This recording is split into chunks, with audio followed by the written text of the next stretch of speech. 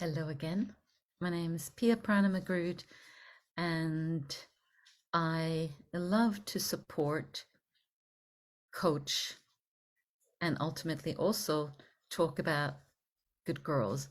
And today I want to talk a little bit about the emotions, some of the emotions today that good girls can face because of their conditioning, often from a young age.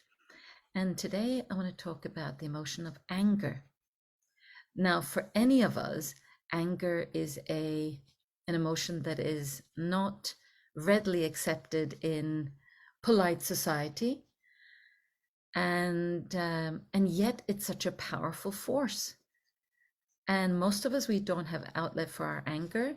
You know, maybe during our terrible twos, we're allowed to have our anger, but slowly but surely, we lose the invitation to allow our anger to be felt. Now, when it comes to the conditioning of the good girl, probably even more so. And yet, for many of good girls or recovering good girls, we have many reasons to be angry. So I just wonder if you would believe me if I say that anger could actually empower you to feel, empower you to be real. And you know, there's outrage, there's anger, and all the accompanying emotions. They can actually be super transformative forces. You know, for those of us who are on a journey towards, let me call it healing, or reclaiming our authentic self, something that good girls have to do because they have really let their authenticity, let it behind, some far behind in history, because of who we learn to be in order to often be safe and perhaps less dramatic. It could also be just we learned to receive love and acceptance, because good girls, we people please, good girls self-abandon, and so anger doesn't have any room there really. So it's crucial not to let anyone dismiss or minimize your anger. Yeah. Instead, it's really important to recognize anger as a wise cleansing force that can alert you to the truth of your worth, the truth within you, the truth that is in your essence. And anger usually is an alarm bell to tell you that something ain't right. Something smells fishy in the state of Denmark. You know, anger is a great companion in that way.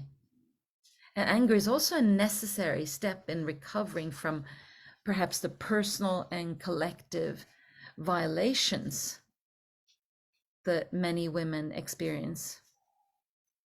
And since we're talking about good girls here, particularly those women who've been conditioned to prioritize the needs of others over their own. So imagine then when we are sitting with so many needs that are not being met because much of our energy goes towards others. So like I said earlier, anger serves as a powerful signal that something is amiss and that your needs need to be addressed. So instead of rushing to move past your outrage or anger or even irritation for that matter, it's just anger that's packaged in a more acceptable way. Take the time to really listen to it and harness it as fuel for a more wise and informed action. What is it that needs to happen in that moment? And really, anger is an integral part of your power. We just haven't learned that yet. We haven't found a safe way to express anger without attacking or hurting others, or attacking or hurting ourselves in the process. So in a world that often asks good girls to suppress or deny their anger, it's now our job to dare to do something different, to give your anger a safe and empathic space to be fully and completely felt. And really allowing yourself to explore the depths of your anger and understand the messages that are coming. And by doing so, you can really increasingly own your power without apology. And boy, have I come across so many clients, good girls, that are constantly apologizing. It could be apologizing from one end of the spectrum to the other. Apologize for anger, apologizing for being happy, you know? Apologize for my existence. So anger holds many gifts, but it's important to distinguish between indiscriminate projection of anger, which we see a lot of in today's society, right? And the energy of outrage that's felt and placed where it truly belongs. And the alchemy of anger has the power to really heal within, independent of external validation, something that, of course, good girls are always looking for.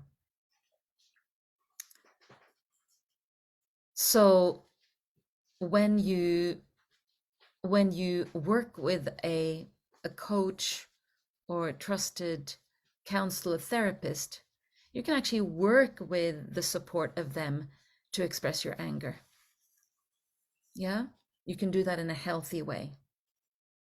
Now you can also work, and then there's also group processes, and I've talked at length about one of the processes that I facilitate called Path of Love. And there we really invite the anger, the outrage.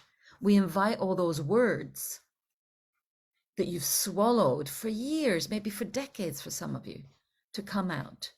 But it's done in a safe container.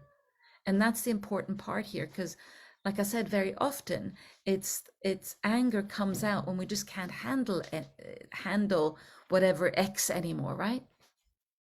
Often is we can't handle the constant swallowing of our truth.